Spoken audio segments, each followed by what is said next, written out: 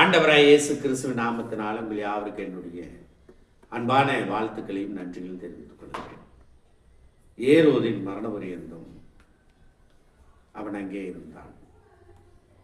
எகிப்திலிருந்து என்னுடைய குமாரனை வரவழைத்தேன் என்று தீர்க்கதரிசியின் மூலமாய் கர்த்தராலே உரைக்கப்பட்டதின்படி இப்படி நடந்தது.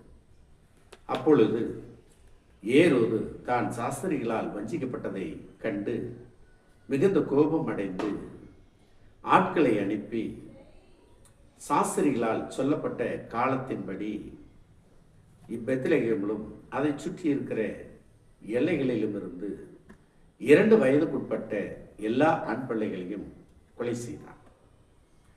புலம்பலும் அழுகையும் துக்கம் கொண்டாடலுமாக்கிய கூக்குரல் ராமாவிலே கேட்கப்பட்டது. ராகேல் தான் பிள்ளைகள் இல்லாததை கண்டு அழுது அவைகள் இல்லாதபடியினால் ஆறுதல் அடையாதிருக்கிறாள் என்று சொல்லப்பட்டதின்படியே இவைகள் நடக்கப்பட்டது என்பதை இதன் மூலமாக நாம் அறிகிறோம். ஆண்டவராகிய இயேசு கிறிஸ்து பிறந்த பொழுது ஏற்பட்ட துக்ககரமான காரியங்கள் இன்றைக்கும் நடந்து கொண்டிருக்கிறது என்பதை நாம் அறியும் போது வருத்தமாக இருக்கிறது. தேவனுக்கு நாம் நன்றி சொல்லுவோம்.